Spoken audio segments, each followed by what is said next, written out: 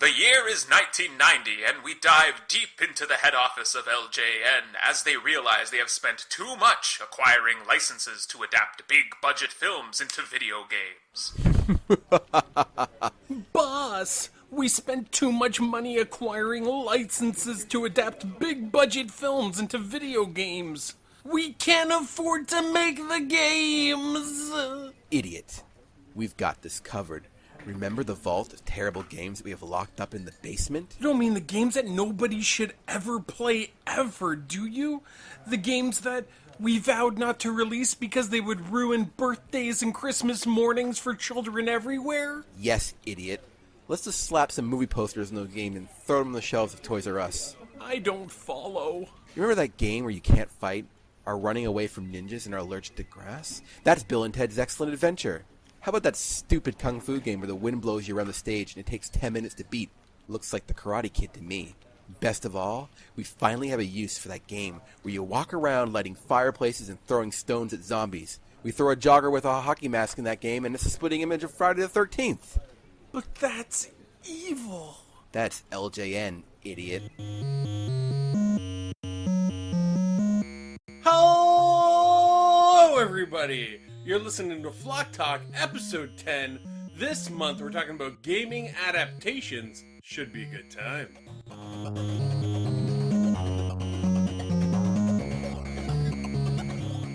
So big thanks to Rob from Bonus Barrel for that intro. If you want to check them out, they do an amazing weekly podcast, and they're over at SoundCloud, so you can search for them there, or you can search for Bonus Barrel on the Cartridge Club.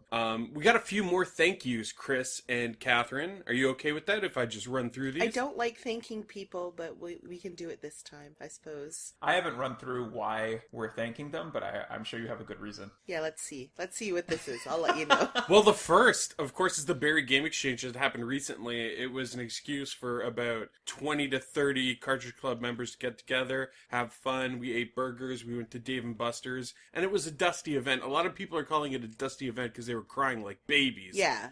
You know what? Whenever someone says it was dusty, it was because they're just a bunch of wimps. They're crybabies. Crying. So happy to see you. It wasn't because Barry, in general, from my experience, is a dusty place, though, right? Because that's a pretty dusty place. Nobody ever goes there? Yeah, it's all right. a tumbleweed town. Tumbleweed Town. It's the Tumbleweed Town Game Exchange. Also, big thanks to Con Bravo, which happened last month. Oh, yeah. They hooked us up with some passes to cover the event, and we were able to interview a bunch of people cosplaying as Overwatch characters in character. That video is up on the channel if you want to check it out. Yeah, it was super fun. And thanks to upcoming Fan Expo, which hooked us up with some more free passes, so we're going to be able to go and cover the event as well. That's sweet. Thank you very much. Yeah, that was a surprise. I'm actually pretty excited about that. We didn't think we were going to get them this year. How many free passes did we get? We got it for all the core members of Flock of Nerds, so two. 3 passes? Two passes. Oh! Maybe someday we'll be big enough for 3. Maybe But... someday we'll be big enough to get 3 free passes. And then I also want to mention birthdays. We got some birthdays this month that happened from Flock Talk members. Guess which Everyone ones? but Myles. Yeah. It's called. Yeah, Chris and I are one are core August member had a birthday, and then one periphery member had a birthday. So it's actually, we're recording on Kathryn's birthday. And Yay, Chris, happy birthday to me. Excuse me, I was talking. Sorry. And Chris had a birthday before, so happy birthday, Chris! Finally, someone acknowledges my birthday. We also have a correction from the last episode. Uh-oh.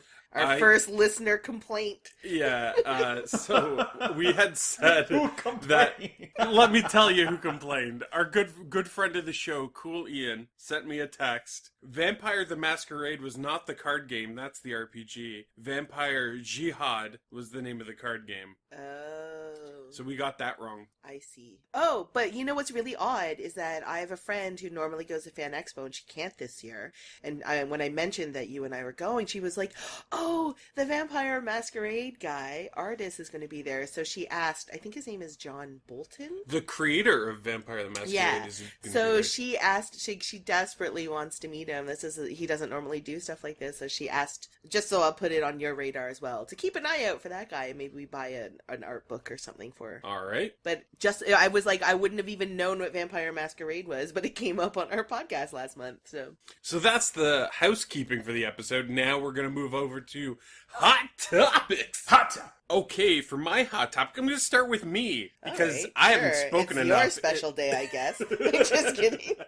I think there's too many new games. That's my hot topic. Why do they keep making these games? Ooh, it's There's a so many new controversial hot games. topic. They come out pretty regularly. Yeah. You're telling me? What's the problem, Myles? Okay, so I just played Nier Automata, Horizon Zero Dawn, Breath of the Wild. They came out this year. I haven't got time to touch them. Okay, We don't Persona own 5, one of them. Yakuza 0 came out. And now just coming out next week is Yakuza Kiwami and Mario plus Rabbids. Mario Odyssey's still going to come out. We got Splatoon 2 the week it came out. I got 15 hours in that. And that's not to mention the indie games or the games I missed the last couple of years. I'm going to say that for gaming, this has been one of the greatest years of all time. It has been a heck of a year. Yeah. And Chris has just played Breath of the Wild. I just played Breath of the Wild, and it was great. So And you played that Street Fighter 2 and Torment Tides of Numa Numa. yeah, Tides of Numa Numa A. Numa Numa A. Numa Numa Oh Numa A. no. We have to remember, don't set up Chris for anything that could turn into song. Yeah, We don't want to get any copyright strikes. right. But so far, Myles, what's your favorite new game? Yakuza 0 is the best one I played this year. Better Yeah, than it sounds very confident. He confidently says Yakuza. better than Persona 5 or It's close, but I think Yakuza 0 is my favorite game of this year so far. Yakuza Kiwami, and they just announced Yakuza 6 is coming, and Yakuza 2 is getting a remake. So many It's Yakuzas. insane! But, like, you played those games, like, almost back to back, right? Yeah. And so Persona is a much longer game, I think, right? To get through the story. Totally. So I wonder if it was, like, slight burnout because over the course of, 2 months, you were just playing 2 games. I think Right. that Yakuza 0 is such a tight game, and it's so dense with content that you never find yourself bored or I just got to do this one thing and then I can get to the real thing. There's no moment of I got to walk all the way here to get to the next checkpoint or mission objective. Like, it's all very center. You go from point to point, do whatever you want. When you explore, it's your choice to explore. You're never forced to explore. As opposed to a game I just played recently, which was Nier Automata. Well, I don't want to complain too much about Nier Automata. A lot of people love it for a lot of reasons. I never played the original, so maybe it's just a frame of reference that I don't have. But Nier Automata, there was a lot of, hey, can you kill things in this area to get 3 components so I can finish my project? And then you kill a bunch of things like, wow, it's a fetch quest, you return it, and you get gold or experience.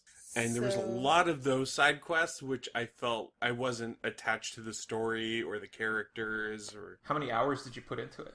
13. Okay, that's not bad. That's not bad at all. But I think the game is about 6 hours. Okay. And if some of the invisible barriers where I can't go just had a doorway or a passage through them, I think the game would have taken me 6 hours to beat. Right. Instead, I'm backtracking and I'm circling areas just because I don't know how to get to objectives. I think that Myles maybe not the most observant. So when he's running around, he doesn't necessarily see the path that he should be taking, maybe. I don't know. I've seen him play a little bit, and then sometimes I'll jump in and I'll just why don't you go over there? They're like, oh, I didn't see that. That doesn't happen that often, but I feel like a lot of the frustration is that you just don't see some of the visual cues, maybe. Yeah, that could be it.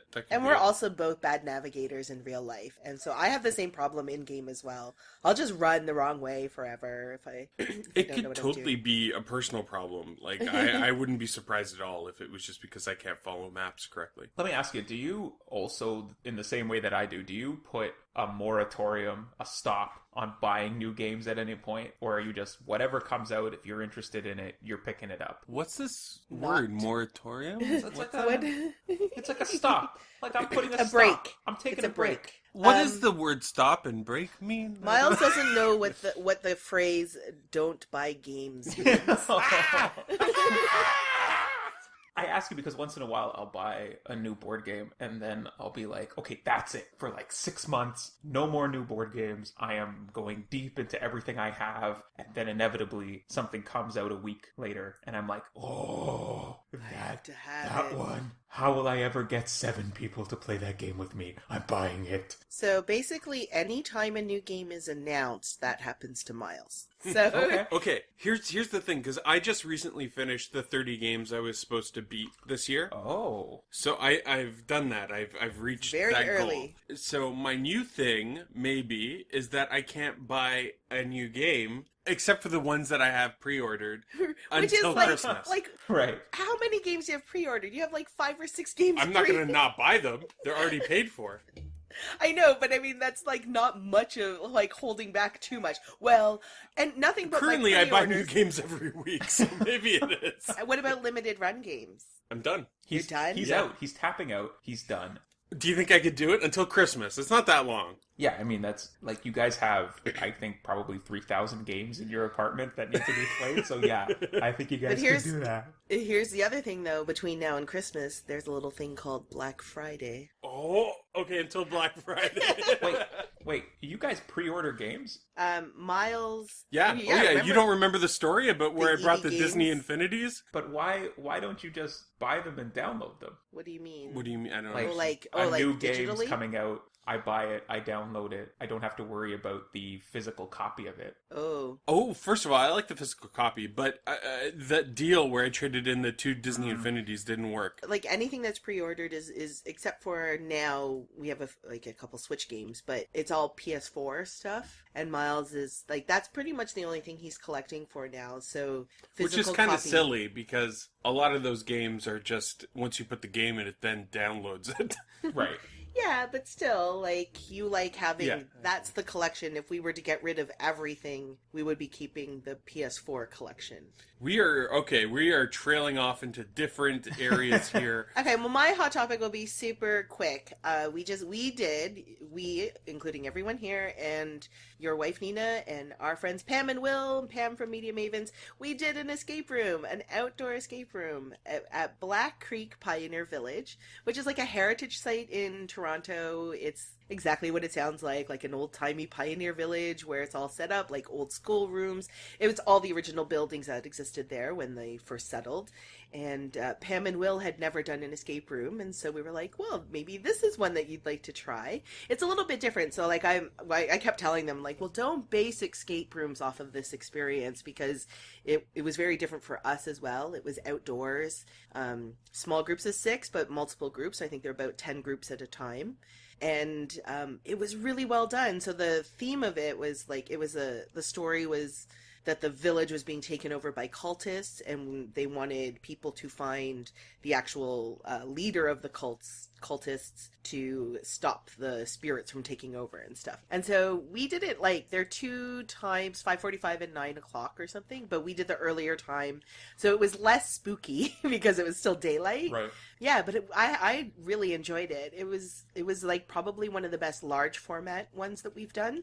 Because the groups break off into their own little room and you're solving puzzles with your group. Yeah, so the other large format ones, like it's usually in a giant room. So you're doing everything with everyone else around you, even though you're still working just in your group of 6, everyone's around. But because it was this open area and each group, it was kind of interesting. Each group got a map and it listed their tasks that they had to complete in order, and every group had a different task list because we all started in a different place. So that just meant that we almost never saw another team. We were just focused on what we were doing, our tasks at hand, and thematically it was really good. There were cultists kind of all over the village that every single one of them, anytime I saw one, scared me because they were just really, like hanging out behind a tree. yeah, they were wearing somewhere. big brown cloaks and they had like white porcelain masks and they were just creepy looking. Right, and you'd be walking and you would just be talking to the person on your team, and then you'd look over to the left and there'd be some creepy guy in a hood Just looking at you. staring at you. Like, yeah, they were really creepy. Like, I can imagine how scary it would be at night. I feel like I wouldn't have been able to handle that. But this also was a little bit different for a large format one, because all the other ones we did, like when we did the Zelda one, every team has the opportunity. Every team can win. Every team can finish. And it's not really a race or anything like this. But this one was different because they told us at the very beginning, don't, like, even if you have friends on other teams, don't share information because you are in direct competition with the other teams, which I didn't, normally it's like just, you know, we either win or lose. It's not like together, not a big deal. But now there was like actually winning, like you had to, if you finished first, you were the true heroes of Black Creek Village. And guess what? We were the true heroes of Black Creek Village. I was not expecting to win, and that was a very nice feeling. I think in large part due to Pam's, like, I didn't see it. Myles was telling me about it, that she just slayed some puzzle, like, in seconds. Oh. Yeah, no, I didn't see that. I was off in the corner doing my own puzzle. So there was 9 riddles in a row, and they would be things like, it would start off really easy because it would be like 365D in a Y, and the Y was underlined. So what would that be? Days in a year. Right. Yeah, and the Y was underlined, so year would be in a crossword. Right. And there was like 9 of those. Oh, okay. And some of them were like really tough, like the 4H in the A, right? Ah, 4 hats. In the attic. 4 hats in the attic.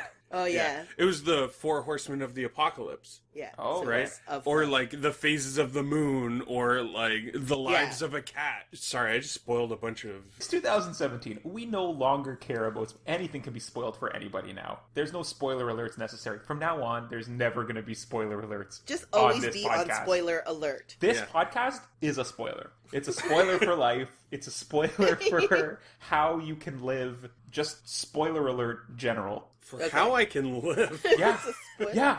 Yeah. So I was showing Pam the puzzle, and like as soon as I flipped it, she would call it. Myles couldn't keep up with writing down the answers. No, I didn't write down the answers. Come on. Meanwhile, Chris and I were trying to figure out some weird pyramid Yeah, puzzle we in had the pyramid corner. puzzle corner. It was fun though. I liked it a lot. That room was really good. It was the school room. And here's the other thing. So there are 10 buildings. Everyone starts in a different building. Then they kind of funnel you in such a way that they can tell you which building to go to next. But this game actually also has replayability, so that if you really enjoy it, you want to see more of it, you can sign up again and just let them know which rooms you've already done, and your next experience will be different. It's pretty clever in a way, because most games you play it, they tell you the answers and you're done, whereas this one they didn't give you any solutions to any puzzles because they want people to come back. So it was a very fun experience. We had a great time. I think Pam and Will had fun, probably also bolstered by the fact that we won, so that was exciting. Yeah. And so that was my hot topic. But Chris, something interesting happened with you in Yeah.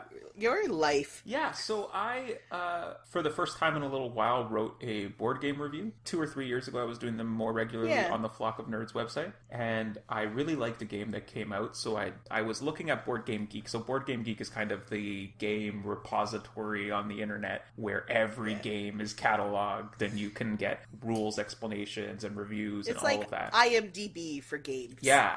So I was looking at this one game. It's called Sidereal Confluence, which is a weird way of saying, I think, a gathering of technology sharing. I'm not entirely sure. But Sidereal Confluence came out about 3 weeks ago, and it really excited me. And so I played it, I bought it, I played it, got a group together, played the game, and then wanted to go and look at reviews and see what other people thought. And I went on the website, and basically there was one review of it, even though this was a pretty decently sized WizKids release. And so I decided, I'm going to throw up my own review on the website. Basically, Sidereal Confluence Confluence is a game where every player plays a significantly different alien than another player. So my aliens will do something really different than your aliens. We're not playing the same kind of game. It's not a Monopoly where like the piece is different, but all of our mechanics are the same.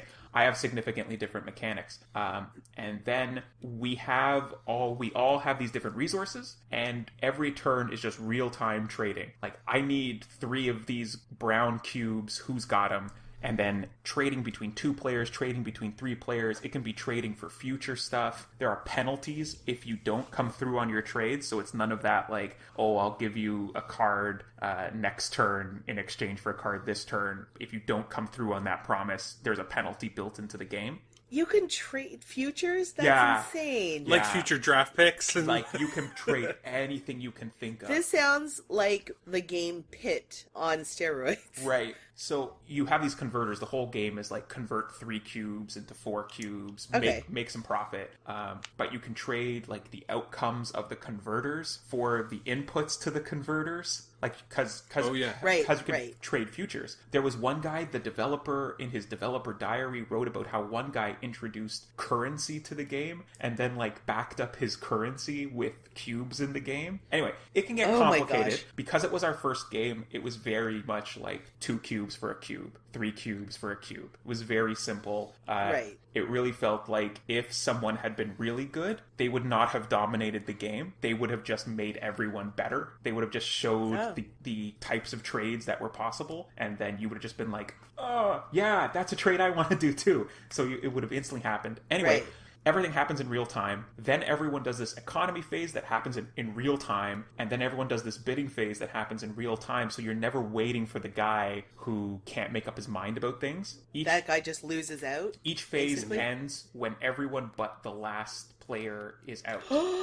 So if you're just sitting there thinking what you need to do and everyone else is done, that's it. You're out. So you have to be in it. You have to be engaged. You have to be real-time trading. You're not the whole out time. of the game. You're not out of the game. You just lose that phase. Yeah, that phase just trading ends. just stopped. Right. But you usually have enough stuff that other people want that you won't be like, if you're just sitting there paralyzed, the game won't move on necessarily. So I wrote up the review. I really like it. I really like real-time games. They do burn my brain to bits, though. So, like, my brain after a real-time game is completely fried for, like, an hour and a half. I can't go to sleep after I'm up. I'm like, I'm wired like I just had coffee. Maybe you should have been into the stock trading. You know what? What do you think? Yeah, right? Like, it's really tiring, too, because after that hour after the game, I just crash. So I wrote up a review for that, and then the developer answered some questions that I had, and he was pretty engaged. Some of these smaller games, the developer is, like, all hands on deck on the Board Game Geek forums. Yeah, they want all the feedback, right? Yeah, it's getting a lot of good reviews. I don't think it's that complicated, but if you play kind of simpler games, this might be on the more complicated side of things. But if you're someone who's pretty into more complicated games, something like we'll talk about later, the Battlestar Galactica game, or kind of simpler GMT games like Twilight Struggle, it's simpler than that. Like, if you had to rate it, I would probably rate it a 3 out of 10 in terms of complexity.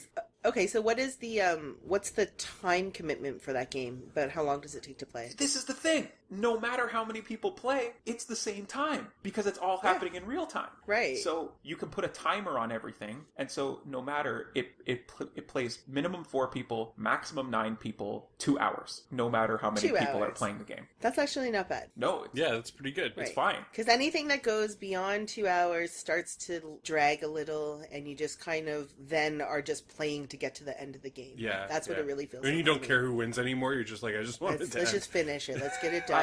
I also think with longer than 2 hours, there needs to be a really good 2+ hour games will have things that keep you interested the whole time. It's the really bad games that are 4 hours long that at the 3 hour mark you've done everything and you're just kind of trying to grind out towards the end. Kind of like something big like Twilight Imperium. Like you get to the 6 hour mark and you're like, come on, like I'm really done with this. But I also think like 2 hours kind of also just the general measure. Like anything beyond 2 hours, everyone has to be at least similarly invested in it. Right. You can't ask someone who's only marginally interested to play a 4-hour game with Right. you, right? Right. So 2 hours is a pretty good benchmark to be like, look, we only need 2 hours of your time and then we're done, right? And you feel like you can get more people involved. This is advice for your life. Make sure you tell people how long things are going to take before you start playing a game with them. alert. Spoiler alert. If it's a 2-hour game, tell them it's a 2-hour game. And if it's a 4-hour game, make sure everyone's prepared. Yes. You don't want someone leaving halfway through going, I have to go let out the dog.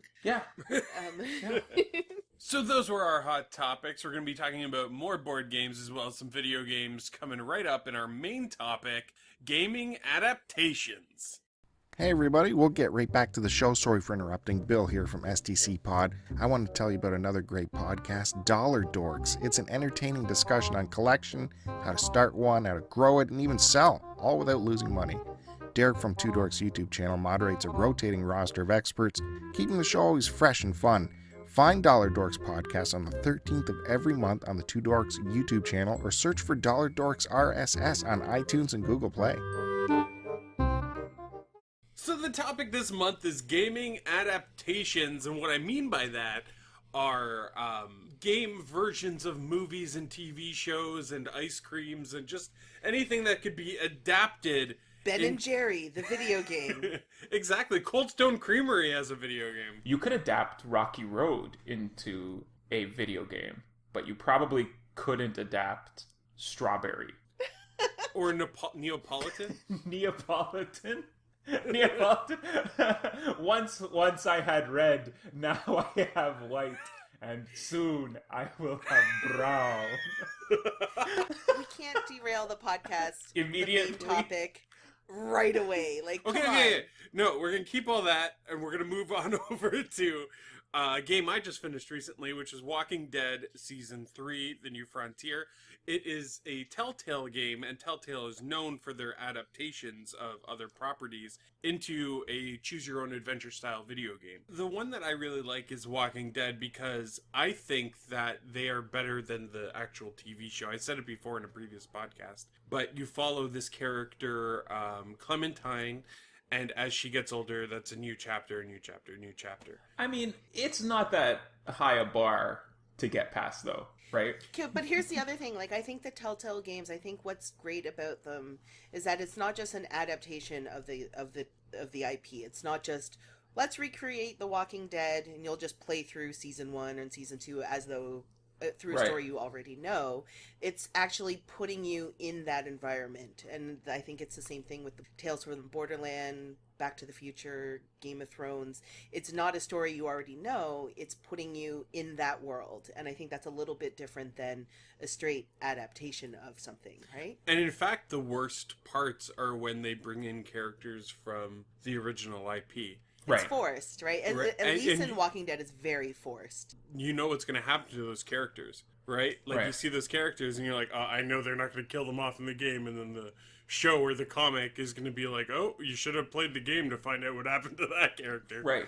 Right? And it is kind of different because it's an adaptation of a comic book into a show and then an adaptation of the show into a video game. Right. Yeah. So it's a double it's like super Inception. Yeah. It's the Inception of gaming adaptations. I liked the Game of Thrones one for 3 hours, and then I really stopped liking the Game of Thrones one. And it had nothing to do with the plot, but had everything to do with the fact that these guys, no matter what, are going to have a minimal effect on what I think or what I know the show, what I know the books all to be about. Like, these characters at most are going to move the needle from a 1 to a 2, and I kind of always want to be, when I'm engaged with a story, I kind of always want to be at the center of the story rather than at the periphery of a story. You know what I mean? Right. Right. Yeah, that's true.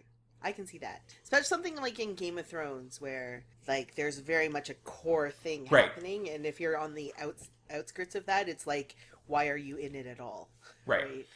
But Game of Thrones is also an interesting one only because it takes place at a very specific time in Westeros. Like, we haven't played it, though. Yeah, right? no, I haven't played it, but you I'm know just saying, like, if I was Telltale, you want to cash in on, having Tyrion make an appearance or Right. something, right? Of course. But you could do all of this stuff before the Mad King, right? Like, they Sure. could have done a Game of Thrones, pre-Mad Prequel. King. Yeah. Which is one of the spin-off shows is going to be about. Right. There is a Game of Thrones mod. So here we go. Into mods, if you need to get a good gaming adaptation. If you've ever played Crusader Kings 2, which probably not too many of you have, because it's essentially medieval spreadsheets, the game. So Oh, Eric! Mighty Q-Dog! Yeah, you might be- Crusader Kings 2, the base game is just, say, a European overview, and you control a duke or a prince or a king, but it's probably more fun to control, like, a small dude who owns a small part of Milan, and then you can, like, through marriages, build up what areas you own. You can, like, kill off your brother. In You one get of married in a spreadsheet? Yeah, it's a really You good just spreadsheet. connect people? So in the first game I played, I was Spain, and Spain breaks off in the early game into 3 brothers, but I got both of my other brothers killed and was their Ooh. heir, and so then I took over all of their zones. But I'm telling you this story because someone has turned the entirety of Game of Thrones into a mod for this game. So you've got every part of Westeros divided into every single bit of, like, barony or, like, princedom, every bit of it. If you want to be Littlefinger on the small, like, peninsula in the area where Littlefinger is, you can play as him, and you can start trying to, like, take over the entirety of the board. Have you done it? No, it's a beast. So it's really fun just to kind of go and look at the geography and Right. like zoom in on an area and see who's in control of that area at any one time. So like there are timelines that you can start the game from. So you can go to like Robert's Rebellion, or you can go to the War of the Five Kings. I think you can go after that. So you can kind of see where all the characters are, where everybody is, when Ned dies, like Ned going south to be the Hand of the King. Anyway, all of that's in there. It's super detailed. It's made by Wow. people who love the show. It's updated by people who love the show. So if you're really looking for a Game of Thrones fix and you want something that's super hews close to the books and the show, this is a mod for you. But it follows more the show than the books? I think it follows more the books than the show. Oh, okay. Like, because every single house that's detailed in the books is in Right. the mod. Oh, Is it a okay, cool. mobile game? No, not at all. It's PC. Yeah, it is PC. It is deep PC. I was just thinking a spreadsheet game could easily be a mobile game. Okay, it's not a spreadsheet game. There are graphics. There's an Okay, interface, fine. but there's a lot of like. Boo! We thought it was Menu just a clicking. spreadsheet. No, it is not just a spreadsheet. I'm sorry. No, I get There's it. though. more Like, to it, I guess. Yeah, it looks nice. Actually, an adaptation that's not on the list. I'm going off the grid, Kathryn. Whoa. Wait, stick to the show notes. No, because we did one yesterday that was amazing. What'd you Oh do? yeah. We actually went to this place called the Rec Room in Toronto, and it's this new giant arcade made by Cineplex. Yeah, it's run by Cineplex. And they had this area that you could go to, which was called the Void. Oh. And Chris, do you know anything about this? I have only heard that this place has long lines and is moderately expensive and is for the afterwork set. It Yes. is. That's all of the Rec Room. Yeah, The Rec that Room is set. that is correct. Yeah. Yeah. Your take So- of that place, generally correct. It's more bar restaurant than it is arcade. Like the arcade is actually, and we with the Cartridge Club people who came from out of town, we all met up at Dave and Buster's in Vaughan, Right. and that place by comparison is huge, right? And the arcade portion of that is like a main section of Dave and Buster's. But I would imagine that the Rec Room is a place where all the video games actually work. Whereas, Yeah. Dave and currently- Buster's is pretty good. It was not that bad. Yeah, But- because everything was new. right. So anyway, the Void is a 4D adventure. Oh, the So Void. you have a vest on, and you have a 3D helmet, right. VR. a VR helmet, and you go in and experience this 12-minute story. And the story that we experienced in the Void was Ghostbusters. Oh, So we had proton packs Yeah? and guns, okay. and we put on our visors and we could see each other. and we walked into the room and we were shooting ghosts with our blasters. And you could walk around and actually fun. touch things in the room. At one point, you blow a hole in the wall and you walk into an elevator, and as the elevator moves up, the floor beneath your feet shakes, like vibrates. Yeah. It was pretty immersive. Like, we got hit by Slimer, and your vest had pressure right where Slimer hit you. Okay, how much did it cost? So it's a little expensive. It was $25 a person. For 12 minutes. I mean, fair enough. But it's a fun 12 minutes, right? Okay, so Myles came up to me. He's like, so there's this thing called the Void, and we were with my friend Sandra, and he's like, he didn't say what it was. Like, he was just like, it's like, he just said it's VR. It's like a VR experience, and it's 12 minutes and whatever. And I immediately thought horror, and I was like, I can't do that. And Sandra's the same, and we were just like, nah, I don't think I could do it. But I could just see Miles's face was like, please, somebody do this. He's like, maybe I'll do it by myself. And then that made me feel bad, so I was like, okay, I'll do it. And I was looking, I'm like, wait, it's Ghostbusters, because like there's like a little demo video. I'm like, I could do Ghostbusters. That would be super fun. And then when Sandra thought it was Ghostbusters, she was like, all right, fine, I'll do it too. And so as a present to me, Myles bought us all entry into this thing. But it's mostly because he really wanted to do it. I really wanted to do it, and I'm so glad I did, because it was very unlike anything else I've done.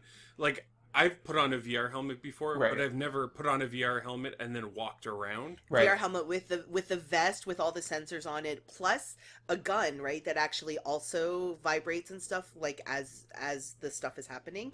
So it really feels like a beam comes out of the gun that you're holding, right? So when it's just like a plastic gun.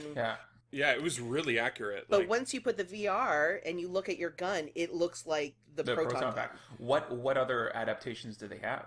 Just Ghostbusters right now. I assume they're gonna, bring in other IPs But like Ghostbusters is a really good start. It was super fun. And like, actually, you're shooting the gargoyles and stuff. Like, I don't want to say like anything too much about it, but I don't know. I kind of want to go into the gargoyles.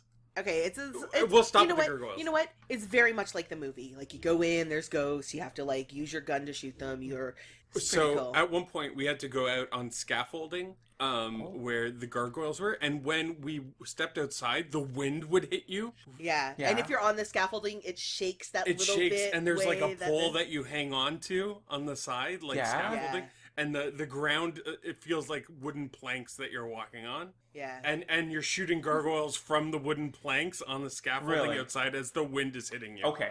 All right. It sounds like it was immersive. Was it actually immersive? Like, you're not just talking something up, right? Like this. No, I'm not talking this up. Like it was immersive. Completely immersive. The only thing, like some little things, like some little details you couldn't touch. Like if there was a box, or there's a point like you have to capture the ghost. So you know how they throw out that little box? Yeah. You can't actually pick up that box, right? Because it enters into the scene.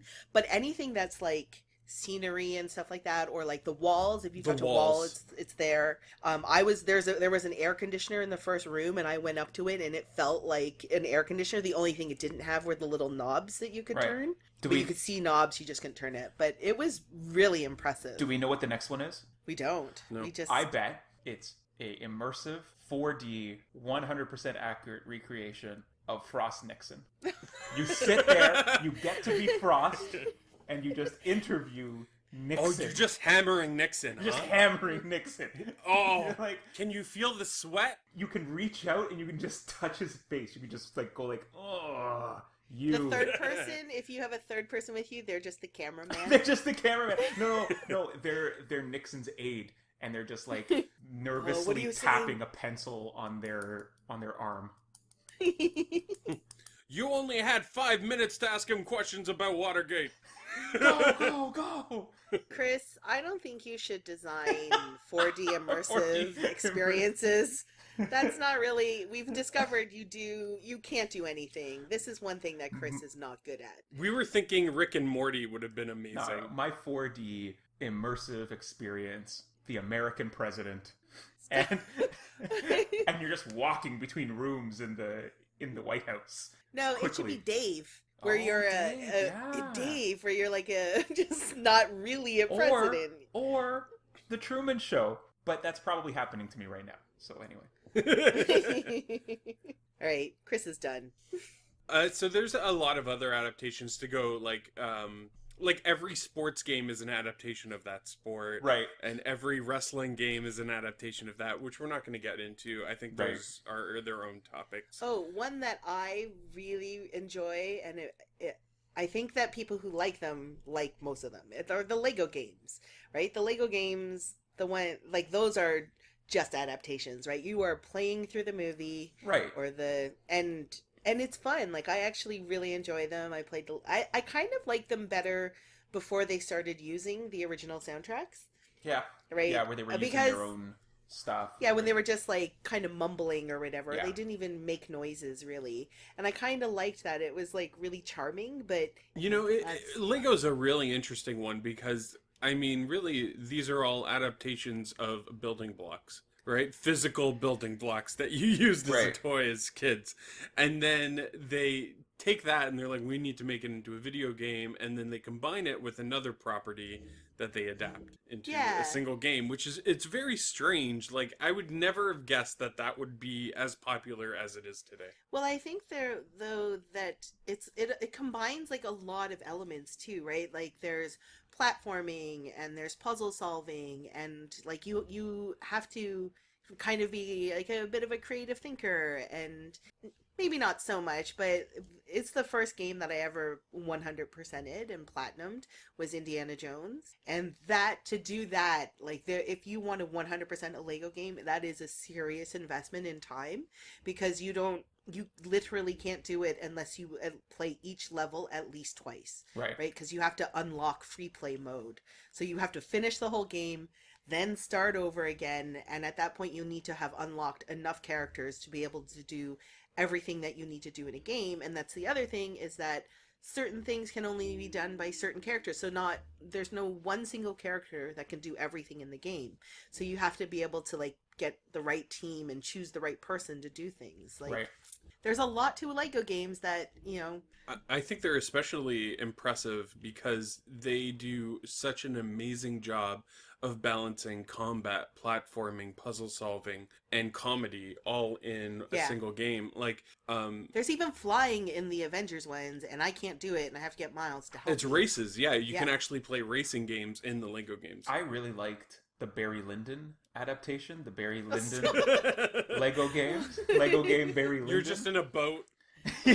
You're in a slow-moving boat, and most of the scenes are naturally lit with like very interesting candlelight. There's a lot of really good parts of that, of that, like, and you have to put together your life. You have to put together your backstory. It's a very interesting. You know what? That one was good, but it wasn't as good as Lego Requiem for a Dream. Oh man, it just got so dark. The puzzles were insane. Making mashed potatoes. I can't believe it got a G rating. All right. Moving on, you guys. So Lego movies are like kind of like adaptation, but I you know what? There's one other that I played a lot when on PlayStation 2 was Alias, because I was super into Alias, the TV show. Oh yeah. The first 2 seasons were quite good, and then the 3rd season got ruined because of Melissa George. I'm not going to name names. No, Melissa George. She was terrible. I hated her. But anyway, I loved the TV show, and that game was kind of like a Telltale game, where it wasn't actually being an actual story in Alias, but it was all the same characters, and you were just on a spy mission that wasn't part of the show, so it was new, but it had all these familiar people in it and stuff. So and it really felt like you were playing Sydney Bristow, or I think that's her name. It really felt like it, and I really enjoyed it. It plays a lot like what's the Matt Damon like the Bourne games, but it would have been one of the earlier versions of those. Which like would have played a lot stealth. Like the 007 games. Yeah, it has stealth in it. It had really interesting missions. Like, I remember one, Sark. I don't know if anyone watched Alias, but like one of the main bad guys, you got all the same. You had that same little nerdy guy who made devices and things for you to use, like James Bond, I guess. Right. But there was one where you had to like get his DNA, and you had to like follow behind him close enough that the device would pick up signals from him, but then he couldn't, if he found out that you were there, then you would lose the mission. So it's just like you're sneaking up behind him. He's just like walking down a hallway, and you have to like be close enough but not so close that you trigger him. And then if he hears something, you have to duck behind a cabinet or something. Like it was just like a Scooby-Doo mission, but it was kind of fun. I liked it because it was very different.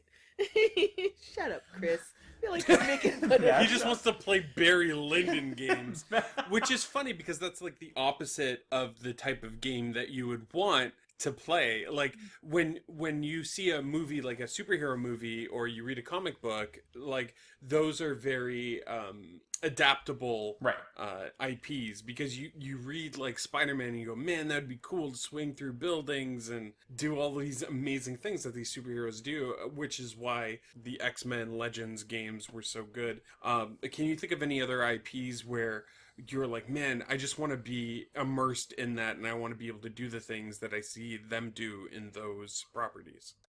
No? Okay, just me. No, I mean, obviously any kind of superhero or thing like that, but we did play together the Battlestar Galactica board game. Oh, we sure did. We're going to get into this now, boy. huh? Here we go. Okay. So, this is not my finest Set moment. the stage for us, Chris. Battlestar Galactica, they turned it into a board game. It's exactly like the TV show.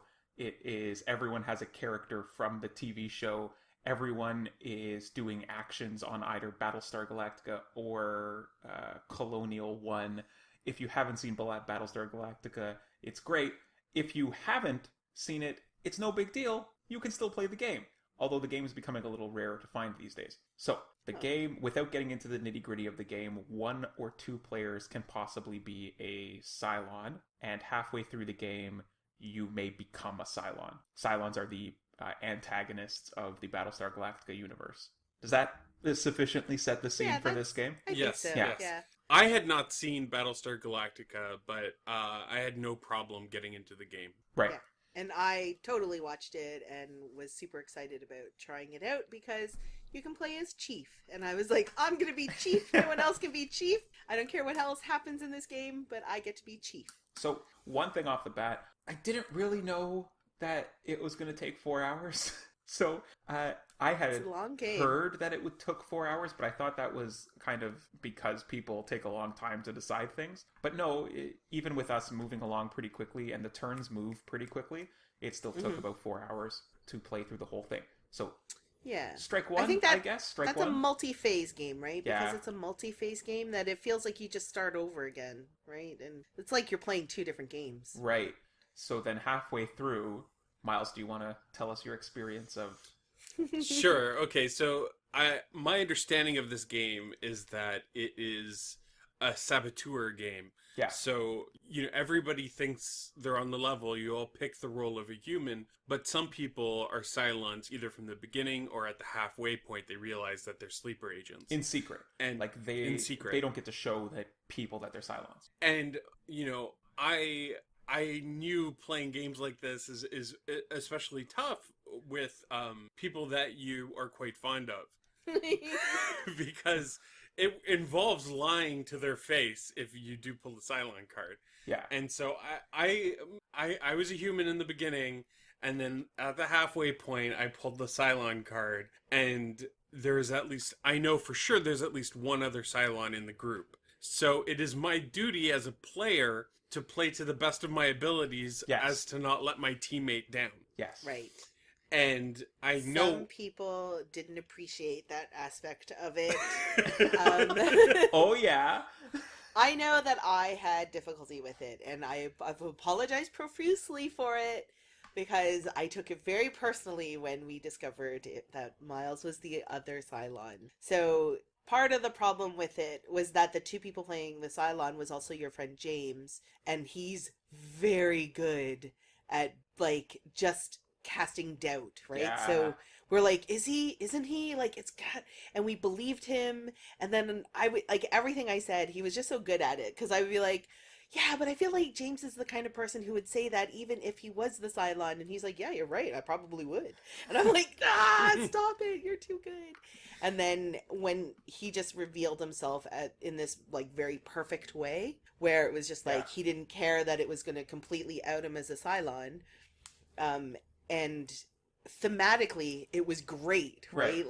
Like you said, when it happened, it was so good because it was like we were writing the most epic episode of Battlestar, right? Because like what happened? Like you were the captain, you were Captain Adama. Yeah. And he basically just threw you in the brig. Yeah, the president threw Adama in the brig right at the moment when like a whole bunch of Cylons showed up. And then Myles revealed himself, threw another guy in the brig, and then I just couldn't get out of the brig for the whole episode, and then we lost. The thing is, I think we needed to set, and we would do it for a second game, if there was ever a second game, you'd set your expectation early that this is actually a team game. This is not, like, at some point there's going to be two teams, and it really... Right.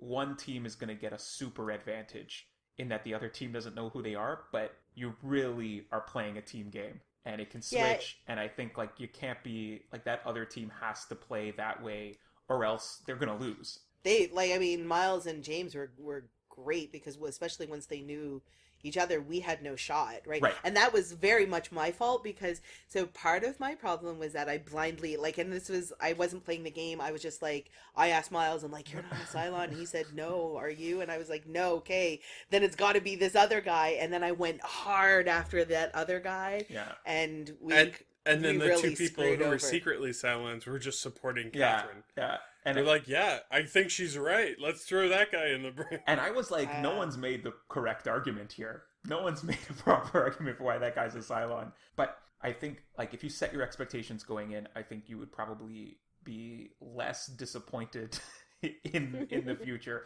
I think the problem with it is that it's 4 hours long. If there was a shorter version, it'd be a lot easier to get to the table more often. And to be fair to us, Kathryn, I read up about this afterwards, and the move that James pulled, being the president, having that instant brig card, all of that, being a Cylon, that's one of the back-breaking moves. And so it's like a perfect storm of events that allowed him to like being in that position with that card. That's the perfect move. We were going to lose that game. So really, it was, but like dramatically, it was like the best episode of Battlestar you've ever seen. I think you were so upset because you were pretty into the game.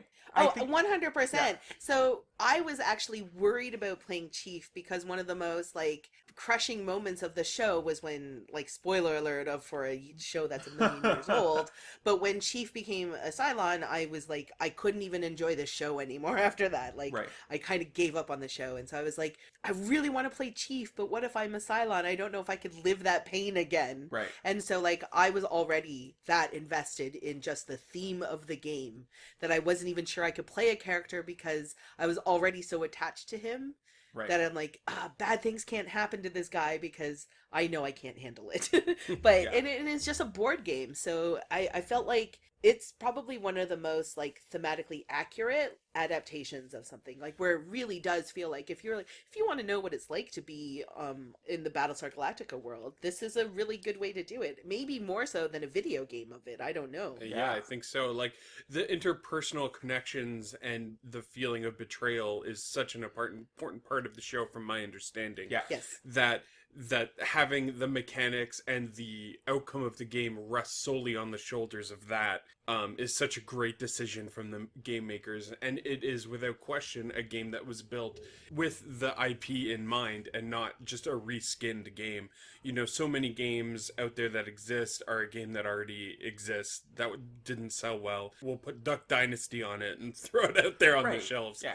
You know, and this game is just so clearly made with Battlestar Galactica fans in mind and fans of board games in mind. Right. Another really great board game adaptation, I won't go into it very long because I've already gone into it on the podcast, Star Wars Rebellion. If you like Star Wars Rebellion is just everything about Star Wars in the same way that we've explained Battlestar Galactica is everything about Battlestar Galactica distilled down into an experience with other people. Star Wars Rebellion is a experience with another person in the Star Wars universe. Okay. There you go.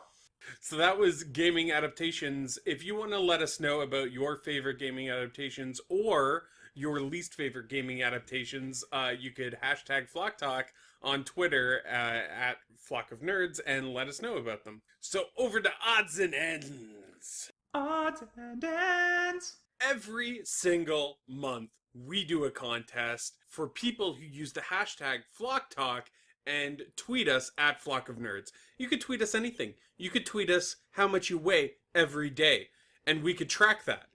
You would only get entered once, though. So, Yeah, so don't yeah. tweet us every day. Every about month. how much Every you weigh. month, tweet us how much you weigh. I mean, I wouldn't mind knowing that information about the people who are interested in our stuff. I want to know how You'll much start they a new weigh. spreadsheet. I Yeah. can start Flock Talk listeners the spreadsheet weigh game. Or steps. Tweet us your steps. How many steps? Yeah, everyone's got a Fitbit But now, just right? your So- steps for, the first 10 minutes of every day. Yeah, like No. like So let's you- be real. Let's be real. Tweet us your steps from your Fitbit thing, but divide it by 20%. Like let's be real about your actual steps, okay? Let's have an honest and frank We know discussion you're just about... shaking your wrist a little bit Yeah, to get yeah, a couple yeah. extra steps in. But this week, Oh, boy. or sorry, Month. this month, people tweeted us because I was like, I got a bunch of free stuff or stuff that I bought, and if you want to see it, you got to tweet us. One person who did that, and the winner of last month's contest is Retro Pixel.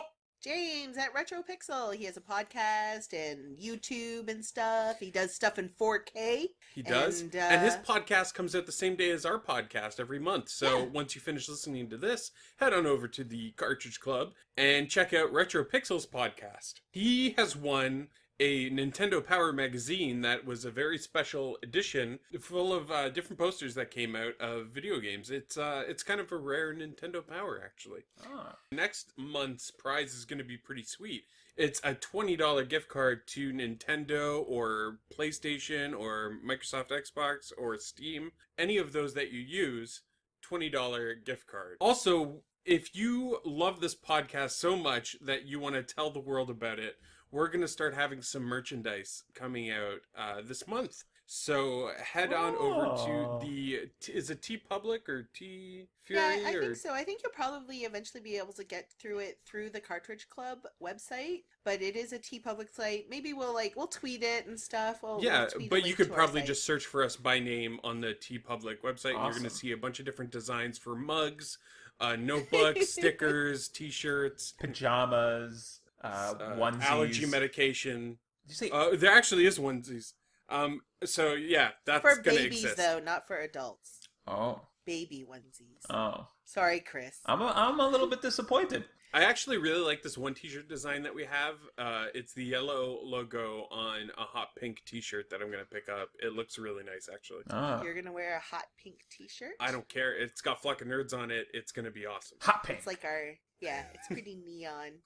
Also, our Facebook group. Yeah, you've been doing stuff with it. Yeah, so we have a Facebook group for Flock of Nerds, and if you follow it, every Friday at 2 o'clock, you're going to see a video game or board game review. So sometimes it will be Chris. It was once in August. We stole his review without permission Of, of whatever that game was. Side reel. Celestial Purchase. What? Celestial Sidereal Confluence. Yeah, he did a review for that. That was up on the Facebook group, and then I did reviews for like Walking Dead, Calidrius Blaze. I've done 0 reviews, and I plan to keep it that way. All right.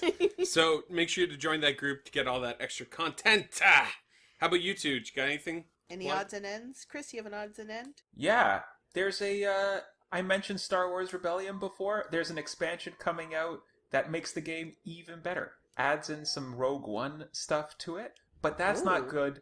That's not the good stuff because Rogue One's not that good. It adds in a bunch of different combat options that makes combat better. The only bad thing about Star Wars Rebellion is the combat system. It's not that interesting, but this one makes it more cinematic, more interesting. Probably going to be about $30 to $40. If you already have Star Wars Rebellion, this is the thing to pick up. It'll make the game even better. Probably won't add too much time to the play as well.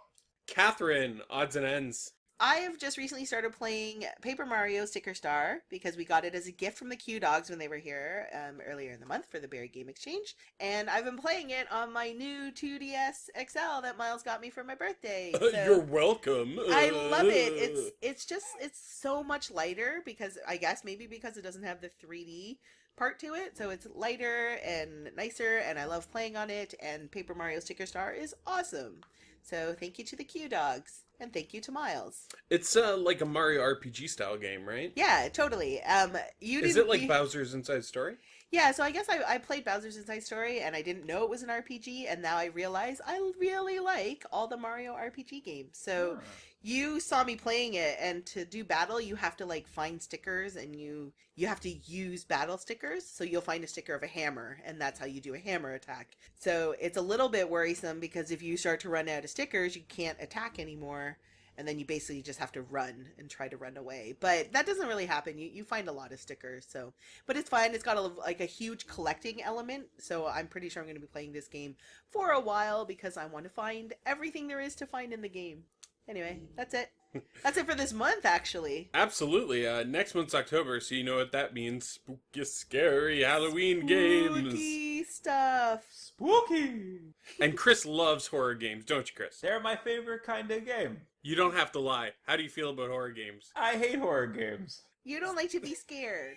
No, I do not. I am afraid life is scary enough. But your wife loves horror She stuff. does! Yeah. So we're going to try to get her on the podcast maybe to talk about some horror games. We'll see. We'll see if that actually comes through. Well, thank you all so much for listening, and take care, everybody. Bye-bye.